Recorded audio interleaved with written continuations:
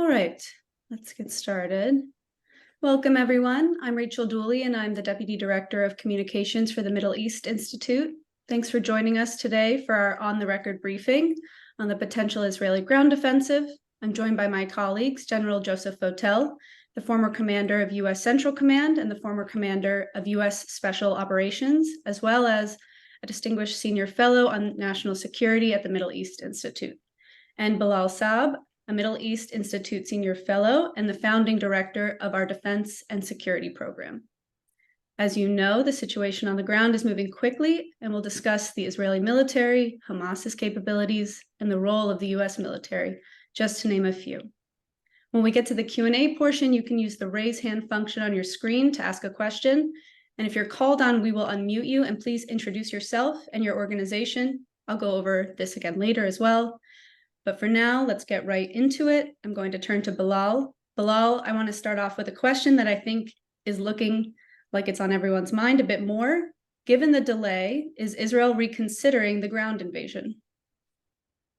Yeah, that's a tough one. First of all, thank you all for joining. I can't see anybody, but I know some of you, and it's a pleasure to share a few moments with you. Good question, Rachel. I think we all suspected that this was going to happen, like 2-3 days ago, right? And now this is becoming a little bit more unclear.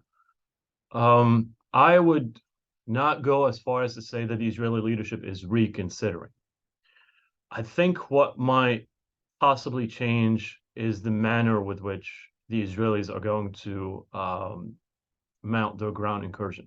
I think it might be more limited than what we all expected, because I think that they're realizing how incredibly difficult it is going to be to achieve all their objectives. And I'm going to get into those objectives in a minute. So when you hear the Israeli government declare maximalist objectives, like we're going to wipe out Hamas, we're going to destroy Hamas, we're going to annihilate Hamas, yeah, that does the IDF no favors whatsoever.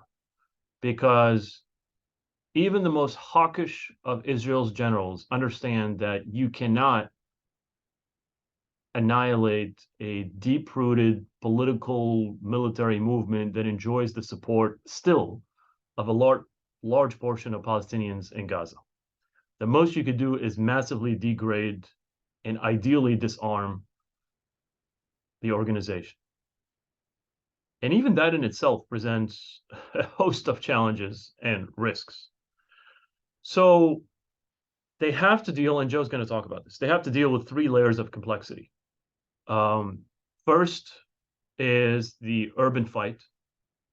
Second is the subterranean fight. Third is the hostages. The hostages complicates everything.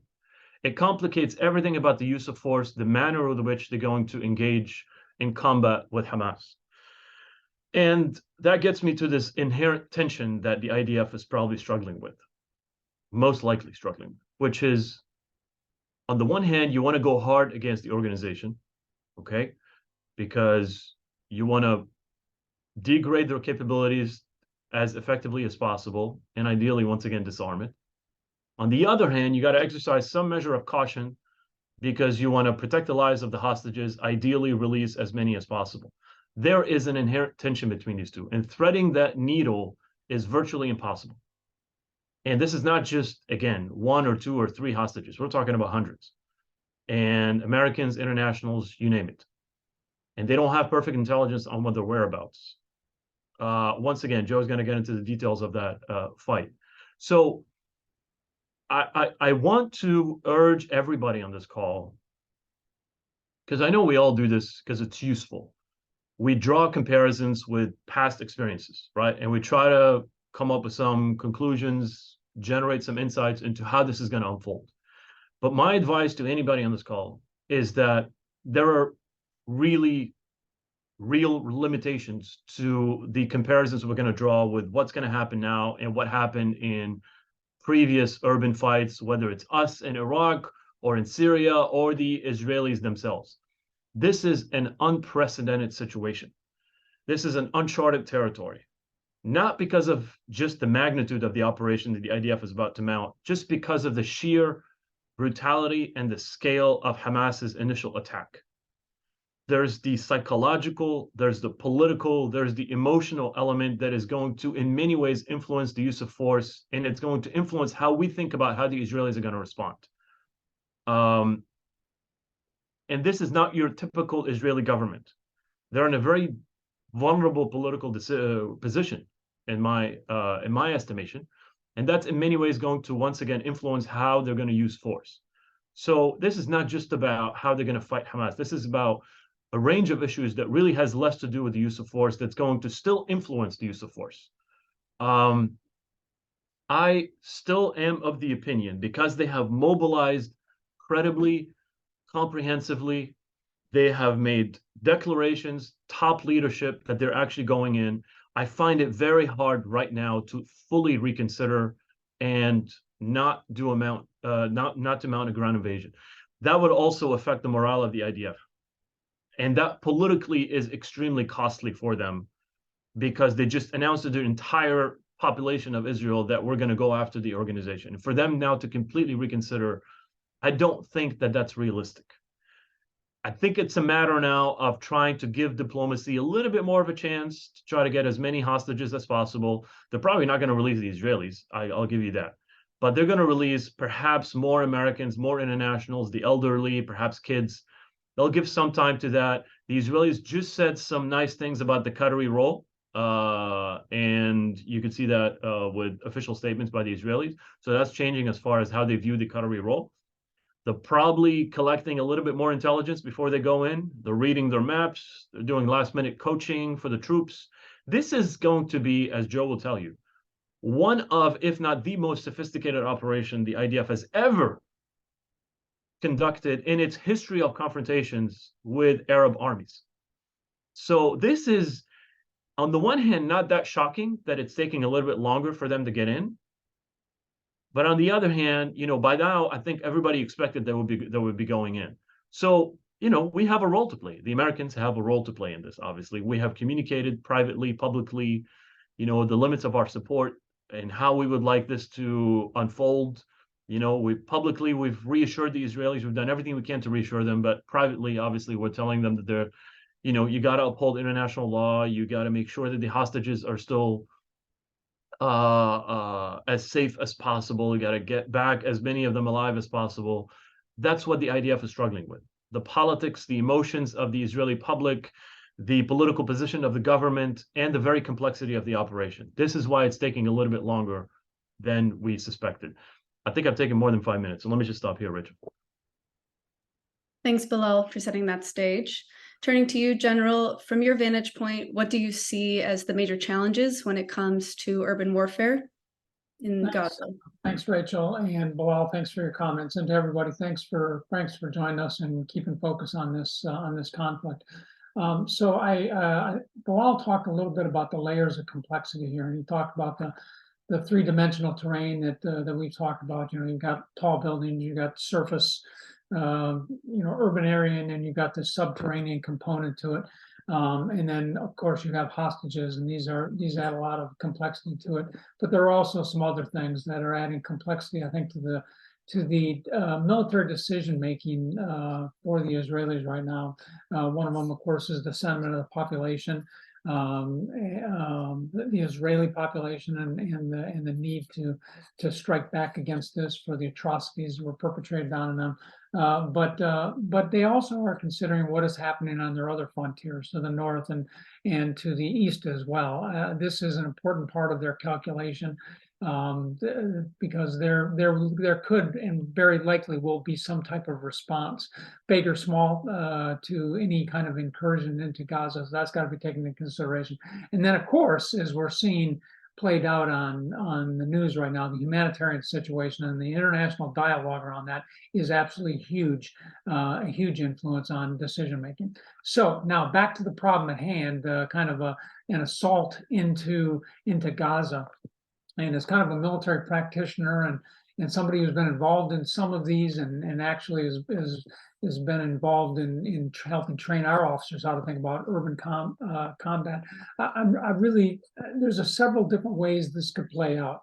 And what I want to do is just talk briefly about each of those, and then maybe some of the advantages and the costs of each of those. First and foremost is kind of this deliberate clearing of Gaza. This is one of the principal approaches to urban terrain, and in this case, this is a very resource intensive approach. It's a very methodical approach. It is block by block, and of course, in the three-dimensional terrain right here, it's story by story, it's street by street, it's tunnel by tunnel as well. So this would be very brutal fighting. The advantage oftentimes goes to the defender in this case, who will make extensive use of booby traps and improvised devices and other things to really make the path of Israeli forces difficult. It would require likely continued fire support operations, some like we've seen these strikes, and then probably some maneuver to try to isolate the areas that Israel would be moving into for the purpose of trying to prevent Hamas from escaping or moving around, really limit their ability so that the deliberate assault could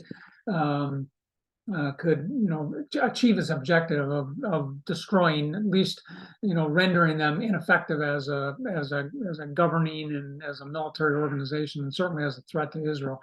Of course, an operation like this requires that people actually hold the terrain. After you clear through it, you have to hold it. So that implies some real challenges for Israel as well. And there's a lot of risks. The risk associated with this there's risk with all of these approaches. This one, I think you can control the risk a little bit more because you do control the pace. You're moving very deliberately in terms of this. So that, to me, would be a factor that would go into this. Another approach would be what I would call kind of a rapid advance to critical objectives and locations. And in this case, there'd be a continued use of fire support.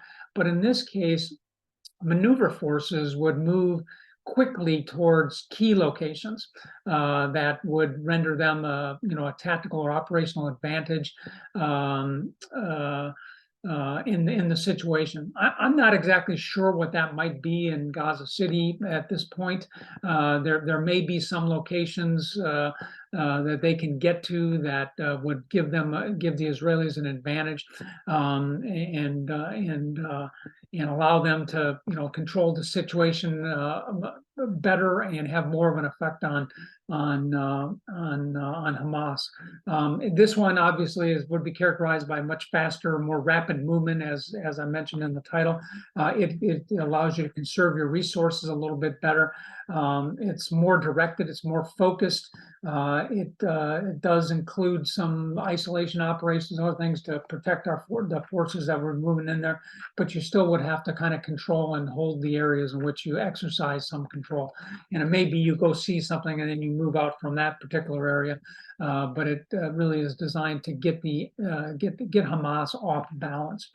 A third option that's really kind of emerged, I think, in the dialogue over the last couple of days is, I'll just call it strikes and raids. And the idea here would be to continue with very heavy strikes to destroy Hamas and its infrastructure, its war-making infrastructure, including tunnels and its command and control and its weapons magazines and other things, to really render that as ineffective as you can. A huge amount of intelligence gathering as a result of that, and then directed raids that would go after Hamas leadership or infrastructure or key locations. But my point in using the word raid is that a raid implies a planned withdrawal. Forces go in and they come right back out after they accomplish a mission. So in this case, you're not necessarily putting a lot of forces in on the ground and keeping them for a long period of time. You're kind of seizing local control for a period of time to do the mission that you've been assigned, and then you're bringing forces back out. This is we've got a lot of experience in doing this. This was essentially the tactic that we used against Al Qaeda and ISIS and some other organizations in our own unilateral American operations. There's a high level of risk with this. You are constantly exposing forces. The enemy is watching what's happening. They're adjusting to this. So this is not just because you're not holding terrain, because you're not staying there, does not imply that there's not a great degree of risk with this. And then, of course, a fourth option would be a combination of several of these, kind of working in conjunction with each other. So I think hopefully you're getting a picture of just the complexity from a tactical operational standpoint of what probably the Israeli Defense Forces are kind of going through as they look at this situation in the context of these layers of complexity that we talked about beforehand. Let me just close by just talking about one final aspect, and that is the humanitarian planning of this. The humanitarian planning that must come along with all of this. Obviously, this is a heavily, densely populated area, not much larger than some of our major urban areas here in the United States, with a large population and already, challenged infrastructure to support them. So the humanitarian aspect of this has to be taken into consideration and has to be a part of the planning. And it has to involve several aspects. There has to be public information, and in some cases, instructions to people. We've already seen some of this, telling people to move from one place to another to do this. We, in our campaign in Mosul, for example, the Iraqi government was quite helpful in helping us communicate to the public. To their public about getting out of the way. You've got to look at establishing humanitarian corridors, places that that people can move to that allow them to get out of the area. Obviously, those can be exploited by the enemy, but the fact of the matter is, what you're trying to do is you're trying to create a mechanism so people can get out of there. You've got to have assembly locations that they move to, and you've got to have the ability to get humanitarian aid resources into them. I think we've seen some movement of humanitarian resources into Gaza. If there is some type of incursion, that will be much more pronounced, and it'll have to be sustainable over a long period of time. So there's got to be a lot of planning around this. I would just share from my own personal experience when we did this around Mosul. We had experienced when we fought ISIS in Fallujah, the challenge of the civilians in the area, and we and our Iraqi partners didn't do that as well as we should have, and we learned a lot of that. So as we looked at Mosul, we tried to apply some lessons and actually engage the humanitarian aid community in helping us with the planning of that. So we had some experience. We had a well-developed architecture of humanitarian aid there that had the resources and had people that were in positions and could direct things and actually help with us. I don't have an assessment of where we are in Gaza on that. I know that was present. That was a very important aspect for the Mosul operation. We had space, which you don't have a lot of here in Gaza, frankly. So that plays in. There's not a lot of, people, I think it looks like we're generally trying to keep Palestinians in Gaza right now. So that would be a limit in terms of the space and getting them. So there has to be work through that. And then, of course, as I mentioned at the start of this comment on humanitarian aid, we actually had a government that we were supporting, the Iraqis, that were actually helping us in a significant way with communicating to the people and the international community on the humanitarian aid stuff. You don't have that with Hamas right now. They're not representative of the people, and so the international community, it's a different problem set than we have dealt with before, and that may be contributing to some of the the so-called delay or the level of planning or discussions that are going on right now with respect to how this operation actually plays out. So, Rachel, I'll stop there. I'm happy to answer any questions. Rachel, can I just say one last thing before you go? Of course. Okay, just one difference between those fights that we engaged in Iraq and Syria and then what we're dealing with here. And it might work in our favor, and it might also complicate things even further. In Iraq and Syria, we're going after every single terrorist. We're trying to kill every single terrorist. We're not as worried about, what conventional arms they have or strategic arms they have. Just the fact that we're going after every single ISIS fighter That in itself obviously was challenging. But here we're dealing with an organization that has an infrastructure of missiles, rockets, armed drones. And so we don't necessarily have to go every single Hamas fighter. If you degrade that capability, I think it's a significant success for the IDF. I'm not saying it's easy. Obviously, all of it is in the tunnels, but it's a slightly different objective. If you are an IDF, you don't have to go after every single fighter. You could still declare some kind of victory if you massively degrade what they worry about the most, or the Israelis in general worry about the most, which is the firing of rockets, missiles against, Israeli infrastructure, against Israeli cities and urban centers. Thanks, Bilal. Okay, thank you both. At this point, we will welcome questions from our participants. Please use the raise hand function, and when I call on you, we will unmute you, and then please go ahead and introduce yourself and direct your question to one of our panelists. So I see we have a first question from Dan Lamoth, the Washington Post. Dan, go ahead. Hi, everyone. Thanks for your time today. A question for each of you, if I could. General, as we're watching this play out, we've seen sort of a series of attacks on U.S. forces in the region and a concern that could escalate. There's some question of whether or not deterrence is still there. Can you kind of walk us through, I guess, the concerns and the challenges that go with deterring some of these Iranian-backed militias? And I guess kind of just elaborate on sort of the wicked problem that goes with deterring that sort of attack while at the same time managing and trying to contain this crisis here. And then Bilal, if you could, I guess, touch on, some of the recent comments from the Jordanians, the Egyptians, and how they're having to manage their own politics, both internally and externally on this conflict. Thank you. So sure, thanks, Dan. So a really good question here. So deterrence is really a factor. It has two key factors to it. One, you have to have the capabilities, and then you have to have the will that goes along with that.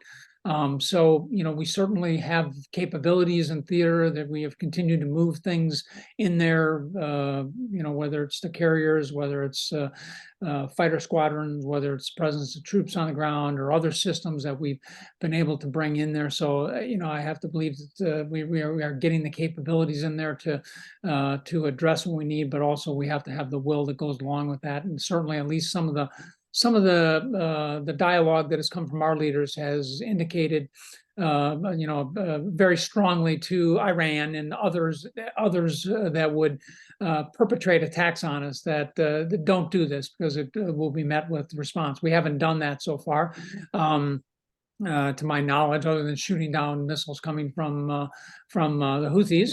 But again, a good example of the capabilities.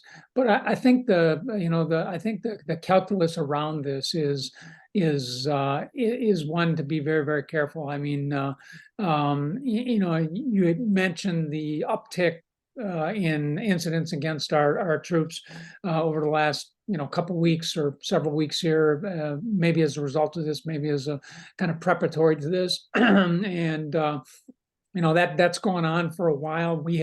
We have unfortunately allowed that to become a little bit of a norm, so to speak, and have not necessarily responded uniformly to these. And so we will have to do that. I think we are at the point where we can probably do that now, and we should. In my view, we should respond strongly to these types of attacks if we can attribute it to that. That response might be our capabilities, it might be some of our host nation capabilities. The Iraqis bear some responsibility for this. We are in their country, for at least our forces there, at their invitation, and they have an obligation to safeguard our troops. So they have capabilities, they have diplomatic ways, they have informational approaches that they can use to address this as well. So we've got to work through all of those things in terms of this, but I think it's important, and I think we are getting to a point with the capability buildup in theater where we can and should respond more directly to these threats on our troops. And of course, calculation is will this be escalation? I think school of thought is that by being strong, answering answering these things, that you are actually keeping things in control. And I think I would have a tendency to agree with that. Dan, thank you for the question, and it's a good one. So, talk about a difficult balancing act, but it's nothing like we haven't seen before as far as the Arab reaction to this. On the one hand, communicate very clearly, if not bluntly, that there are a lot of concerns about accepting more refugees, especially for the Jordanians, more so than the Egyptians. So they've done that in the summit, as you know. But on the other hand, you got to respect the sentiment of your population, which is obviously pro-Palestinian. So, you know, it's a difficult balancing act, but they've done it before. I'm more worried about stability in Jordan, frankly, given the large Palestinian population, than in Egypt. I don't think this thing is going to get out of hand in terms of the street rebelling or anything like that. We've seen, you know, episodes before where this kind of situation has been contained. But you know, it's kind of a scripted response, and that's exactly what we're seeing now. I don't think it's going to get out of hand. All right, thank you both. Gordon Lubbold from the Wall Street Journal, I see your hand up. Hi, thanks everybody. And General Votel, I guess two quick questions for you, kind of piggybacking a little bit on Dan's question about deterrence. You've seen the kind of ebb and flow, and especially maybe since you've been out of uniform, you know, the kind of zeroing out or attempts to zero out deterrence in the region, naval assets, air defenses, all the rest of it, now being, you know, literally, you know, scrambled to be poured back in. Do you draw any connection between the smaller footprint that's been there the last couple years and what Hamas did? Most people don't, but I just kind of wonder your view on that. And I guess I was hoping you could expand a little bit on the cost of this in and out, and kind of what it says to allies in the region and to adversaries. And then just a quick one on hostage rescue. And sorry, I missed a little bit of the top, but I mean, how in any way kind of plausible is it that U.S. forces could play a vital role in actually rescuing these hostages? Because there's a lot of noise about that. So sorry if I missed a little bit earlier, if you already kind of spoke to it. But anyway. Thanks, Gordon. We didn't really talk much about any of that. You know, to the first part of your question here, whether you can link, you know, our departure, our withdrawal of resources to, you know, directly to the Hamas attack. I don't know if you can directly do it, but I do think we've kind of created a situation in the region with the departure of a lot of our capabilities, and that you know, has caused people in the region, particularly the bad actors like Iran, like Hamas, to recalculate their ability to do things. So I guess I would draw an indirect relationship to it, but probably not a direct relationship to it. You know, my feeling is the same today as it was when I was in uniform, and that is that we do have to figure out what a sustainable level of military support and other resources are that we put into the region. It is not unimportant to our broader strategic objectives, even with respect to China. I mean, in this idea of global competition, it's important for us to be present. It's important for us to back up partners, and it's difficult to do that when we have largely withdrawn a lot of our capability, not just that visible stuff, but all the other invisible stuff that everybody doesn't think about, the analysts, everything else that came out in part of this, that really provided us the real staying power in the region and a good understanding of it. So yes, I think we have to get to a sustainable level, and I'm hopeful that that, you know, one of the lessons we'll take out of that will in fact be that. On the hostage rescue piece, you know, if someone had asked me a couple of weeks ago who are the best at doing hostage rescues, I would have said the United States and Israel. So you've got two countries involved in this who are really at the top tier level of kind of the tactical operational expertise in missions of this sort. Whether the U.S. would actually play a direct role, that is, and I define direct role as actually putting a rescue force on the ground to go in and do something. I don't know that is what we might do. We may, if the intelligence supported it, and that was what the administration wanted to do, because we wanted to ensure the recovery of American hostages. I think more likely our role is one that could be described as more indirect.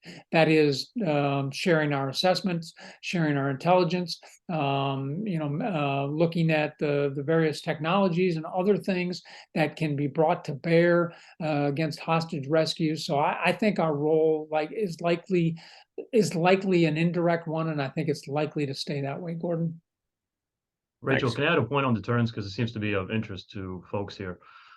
This is my opinion, and Joe doesn't have to agree with me. I think the chief instinct behind the additional troop deployment is really not about deterrence. This is about reassuring the Israelis. I mean, we hope that it would deter the Iranians, but it hasn't done a good job so far, obviously. Then it gets us to the question of what are the layers of deterrence that we're talking about here? Obviously, we haven't been able to deter the Iranians from mounting limited attacks, but we have deterred them from possibly opening a northern front, right? And now we can talk about that if you want. If we are trying to prevent the large scale stuff, the more direct attacks, or the Iranians from thinking outside the box, the more than the usual stuff that they've done over the years, right, below the threshold of warfare, then in that case, deterrence has succeeded. But if it's below the usual stuff, then of course it has failed. We're about to see if that's going to continue to succeed if the northern Israeli front remains quiet. If it's not, then it poses a huge question for us, which nobody can answer on this call. Are we actually willing to go to war in the Middle East once again if deterrence fails on that level? And then the Israelis have to deal with two fronts simultaneously. I don't know the answer to that. That's a good point. Thank you. All right, thank you both. Ruba, I see your hand up. Please go ahead. Yep, thank you, Rachel. My name is Ruba Husari. I'm a MEI non-resident scholar. First question, General Votel. To what extent do you think the Israeli army generals are willing to back Netanyahu on this? There was reporting in Yediot Ahronot this week about unease among those generals. Netanyahu was booed when he was visiting a military base. Second, something I've been thinking about since the US announced it's joining Israel on this. Isn't it surprising that after many, many decades of military help to Israel from the US, it cannot do this on its own? It's just very staggering that everyone thought of Israel as the fourth biggest military power in the world, maybe first in the region, but it cannot do this on its own. It needs Israel. It needs the US help. My third question about your comparison with Mosul. I think there's a huge difference between Mosul and Gaza. And here I'm talking about, as a Palestinian, I worked as a journalist in the occupied territories in Gaza. Hamas is not just fighters, militants. Hamas is a political organization that is so widespread in the society. There is even a sort of mirroring between Hamas and the Hamas organization, the political organization, and the society. They are there, they have the infrastructure, they offer services. So, and while in Mosul, ISIS was foreign.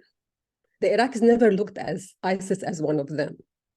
The Mosulites, the Mosuli people never looked at ISIS as belonging to them. They are external. They needed to be pushed out. In Gaza, it's not the case.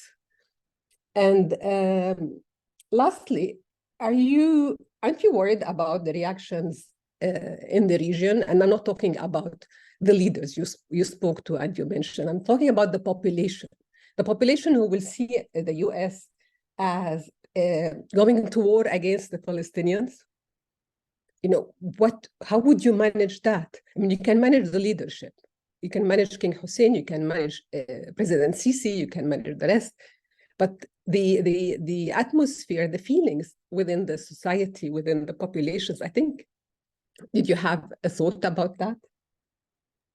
Yeah, thank you, Ruba. Thank you for your good questions, and I'm going to take them in reverse order here, if I could, and just share a couple thoughts here. So, first of all, in terms of worried about the reaction in the region, yeah, I am worried about that. I do recognize that that the people in the region feel differently about this than we do.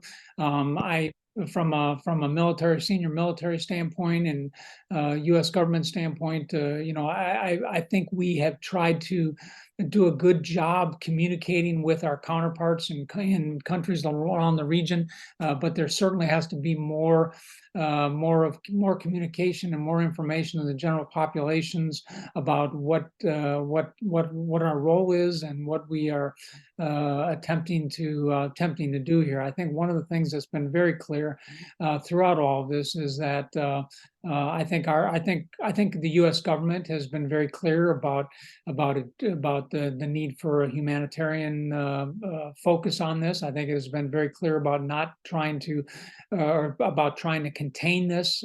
So I think there are some messages out there that are very helpful. Some of these I know don't resonate, so we'll have to look at other ways that we do that, probably over a longer period of time with that. But I do recognize that there is a sentiment across the region that may not necessarily be favorable to the United States.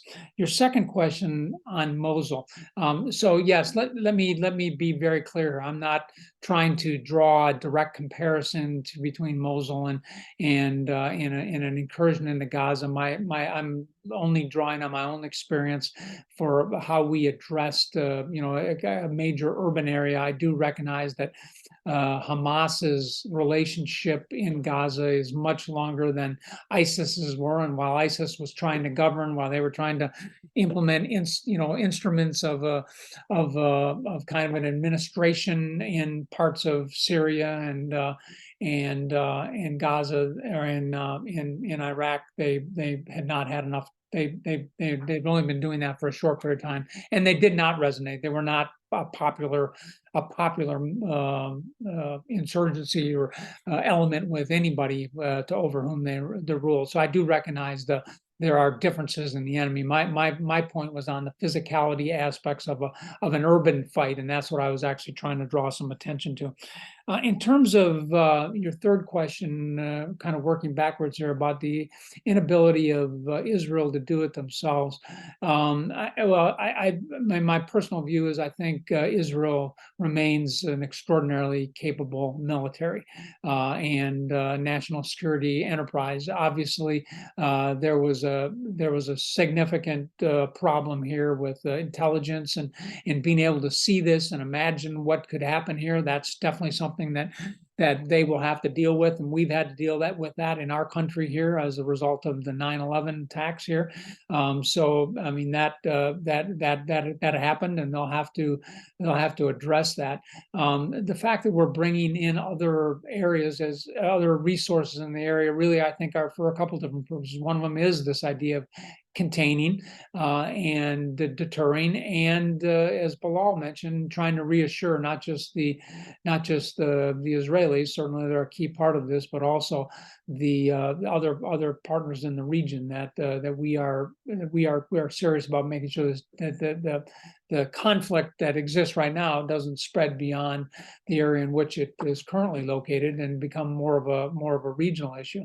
I think my observation back to you is that the United States doesn't do anything by ourselves. Our fight against ISIS was done with a 79-member coalition.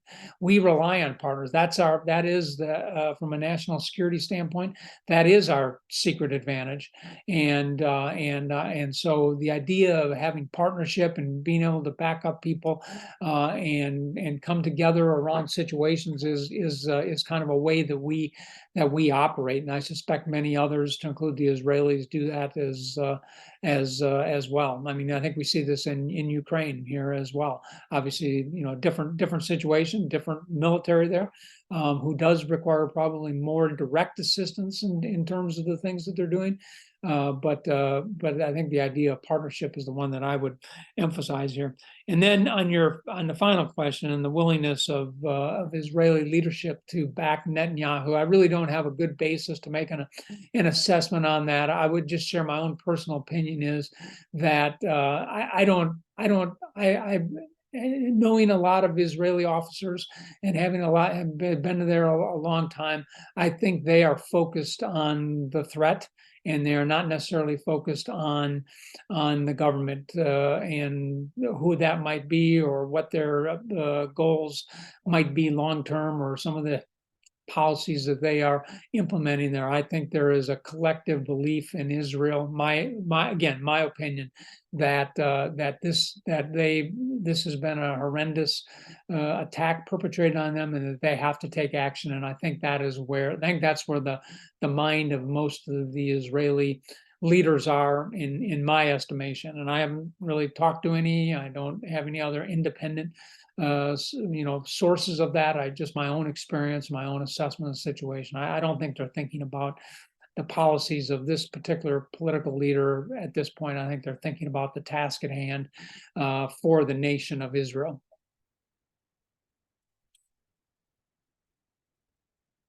Okay, great. We have a question in the chat from Aliyah Mubayed. What is your expectations regarding Hezbollah's role of reaction in case of ground incursions in Gaza? And how is Israel likely to respond, i.e., would it only confine its response to Lebanon, or would it go wider? And how will the U.S. get involved? And I'll leave it to you two to decide who starts out. You want me to take a stab at it, Joe, and then I'll lob it to you? Go ahead, Bilal. Okay. Hi, Aliyah. A good question. Obviously, it's on the mind of a lot of people, and I've written about it myself, so I'm not going to bore you with what I already said in my piece. I'm happy to send it to you. But I would go back to the initial comment I made, which is to urge us to think outside the box about this question and not draw many comparisons with what happened in the past, even though in this case, I would actually urge you to think about 2006, because it is quite eerily similar in the sense that you got a politically weak Israeli government that is coming up with some ridiculously unrealistic objectives when it comes to how they're going to fight, if they were to fight in Lebanon, by destroying the entire country. How is Hezbollah going to respond? Well, so far, obviously, it's been within the rules of engagement, which they developed over many years. So it's been consistently within that set of rules. But, the problem with this, exactly what happened in 2006, is that when you exchange deadly messages, this could spiral out of control easily, especially if you start seeing casualties on both sides, which you already are seeing. One errant missile or deliberate missile that hits an Israeli barracks with like 50 soldiers, and then the thing explodes. On a more strategic level, I find it very hard to believe that Hezbollah is going to sit still and watch its Palestinian partner get pummeled, perhaps completely disarmed, and not do anything about it. It's not for love of Hamas. It's because the Iran-led axis, Hezbollah in particular, really views the Palestinian theater as a core theater in the struggle against Israel. So losing a major Palestinian means to stand up to Israel is not an option. And so they understand they'll probably not going to be able to deter an Israeli ground invasion, but by exchanging these kinetic messages, they're hoping that they could influence at least the manner with which the Israelis are going to engage Hamas. So put some limits on it, shape the thinking of the Israelis, make them think twice, and all of that, of course, has a very high risk of escalation. So I would urge anybody looking into that problem set to focus less on willingness of Hezbollah to enter the fight or Iran to enter into this fight. It's not about what they want, because we know what they want. They don't want to get into this fight. They want to preserve this organization, the Iranians, as a major strategic deterrent against an Israeli attack against their nuclear infrastructure, right? This is their ace in the hole. They want to protect it. This is a major investment for them. But there comes a point where if you see that your losses in the Palestinian theater are becoming greater and greater, and you're going to try to contain that, this is where Iran is going to use Hezbollah for more warfighting purposes, as opposed to just limited to deterrence. And so you can already see the perimeter of kinetic activity along the borders is expanding already. I mean, this is escalating before our own eyes. First, that perimeter was 2 kilometers. Then it was 8 kilometers. Then it was 15 kilometers. You're going deeper and deeper and deeper. And so you could see that this is not going to end well, right? Regardless of what Hezbollah wants, or what Israel wants, which I still believe they do not want a confrontation. But the more you exchange these deadly messages, the higher the risk of a confrontation. And having a politically weak Israeli government is basically telling you that this could, just like Olmert was in 06, this could easily spiral out of control. And it's going to make 06 look like a walk in the park only because of the capabilities both sides have. They both learned lessons from that 06 confrontation. The IDF is much better prepared. Hezbollah is much better prepared. And of course, to the question about what the Israeli response, American response is going to be, I don't think we're going to get involved militarily directly, obviously. And Joe can correct me on this one. I think we'll just continue to provide diplomatic cover, obviously military assistance like we've always done. I think the memories of our involvement, militarily speaking, in Lebanon are way too painful. The political cost is enormous for this administration. There's no practical, really benefit for us aiding the Israelis. I think they can handle this just fine on their own. It's more about continuing military assistance and providing diplomatic cover. Hope we don't get there, but this situation is so combustible and the tensions are so high that frankly, it matters not what the willingness of either party is. They could just stumble into this, exactly what happened in 06, and one thing leads to another. Yeah, well, thanks, Bilal, and really good question, Nadia. I think the role of Lebanese Hezbollah, like the role of Iran and and a variety of the other Iranian-aligned militia groups that are, posturing themselves around the Israeli frontiers, is really to, in the event of an operation into Gaza, would be to complicate, harass, redirect resources of the Israeli Defense Forces and attention of the government, and really try to buy some time for Hamas, I think, to move, to do other things here, to reconstitute, to get out of the way, to whatever they would need to do. I think that's a very likely thing that they will do. Whether that will, translate into a much broader campaign, I think has yet to be seen. Lebanese Hezbollah, like the others I mentioned, it has the luxury of being an observer right now, and so just watching what Israel is going to do and then responding to that, as opposed to having to think for themselves how they actually orchestrate something with this. So I think that's an aspect of it. In terms of U.S. involvement in this, I think the thing that I worry about is that if there is a direct attack on a U.S.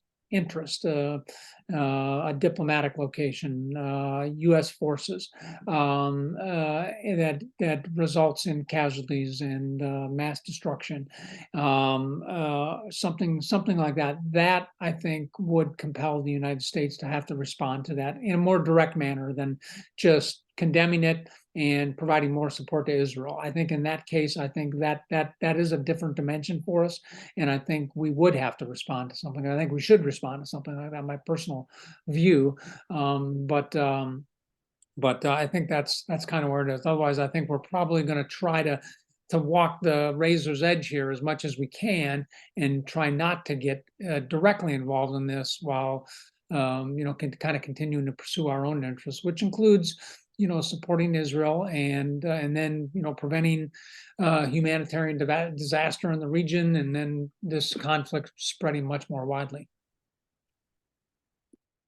Great, thank you both. We have another question in the chat from Eric Schmidt at the New York Times. General Votel, can you please expand on the subterranean fight? What special personnel units, technology, and tactics would Israel use to fight in the tunnels that haven't been destroyed by airstrikes? And given the extensive scope of the tunnels, how difficult is this challenge? Yeah, thanks, Eric, and thanks for your question.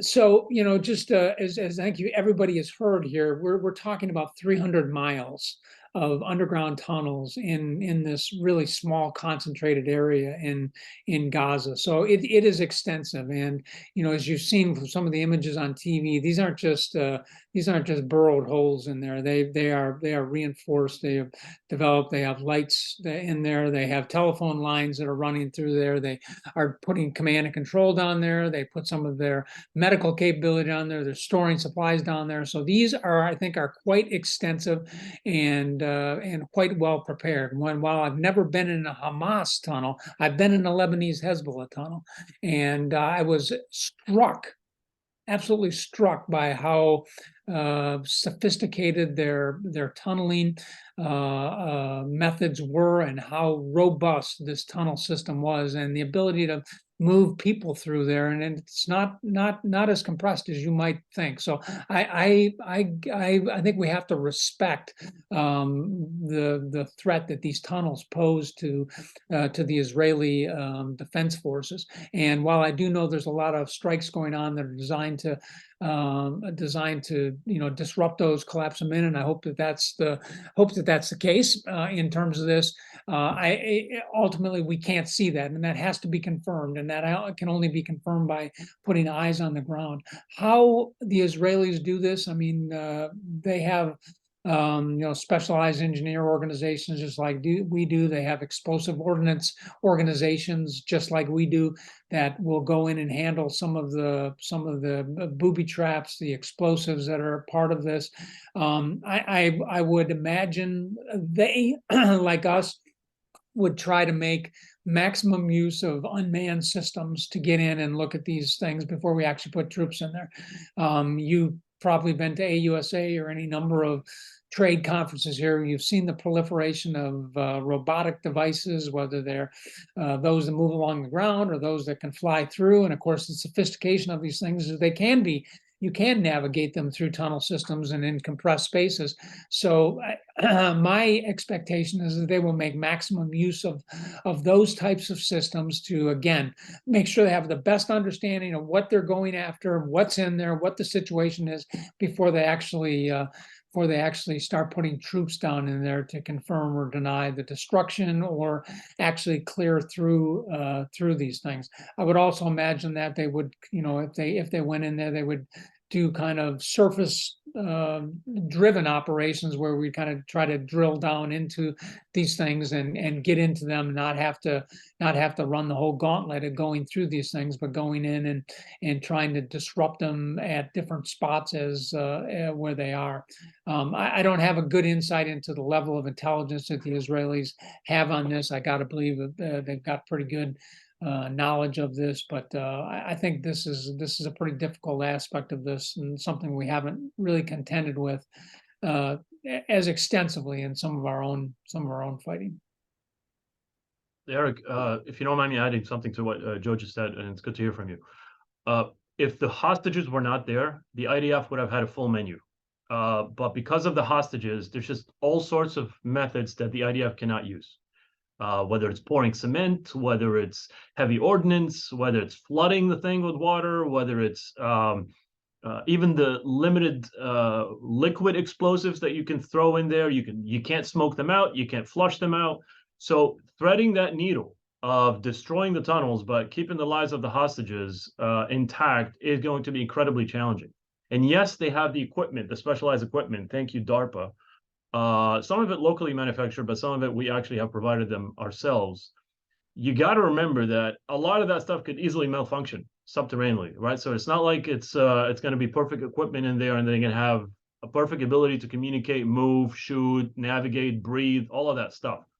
And we're not even talking about Hamas countermeasures. I mean, it's not like Hamas is waiting there and they're not expecting the Israelis to come. They're going to have all sorts of, their own tactics and their own ways of fighting the specialized units that are going to go in there. And then do you clear first and then you destroy, or do you destroy then clear? Maybe you're going to have to do both simultaneously, as Joe was saying.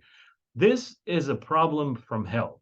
But all I wanted to say is, and I hope that you emphasize this in your coverage, the very presence of the hostages makes this 10 times more complicated than your typical subterranean fight, which is already challenging. Okay, thank you both. I see we have a few more questions, but we're running a bit out of time. So if you didn't get anything answered, please email me at communications@mei.edu. I'll share it with the correct person and we can go from there. But I just wanted to give you both, Bilal and General Votel, a few moments if you'd like to give final thoughts, and then we can wrap it up. Go ahead, Joe.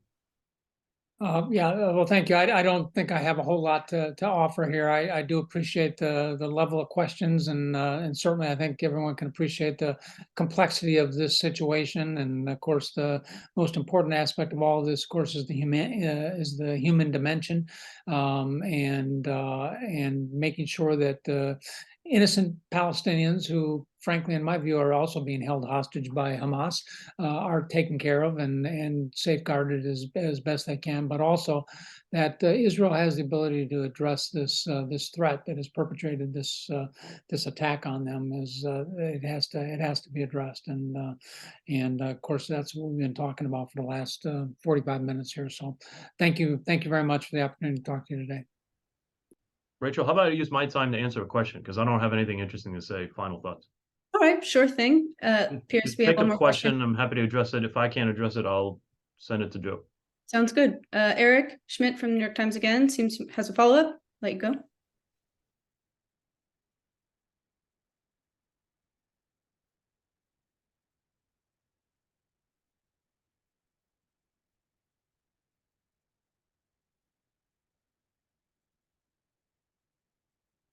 All right. I think that was an error. So I think that's all we've got. And we'll just wrap it up right here. Thank you all for joining us for this on the record briefing. And if you have any questions or want to take a look at any of our additional resources, we have it all on our website at mei.edu. And I want to thank our two distinguished panelists, General Votel and Bilal Saab. Thank you both for spending the day with us, and thank you all for coming. Thank you, Rachel. Thank you, everybody.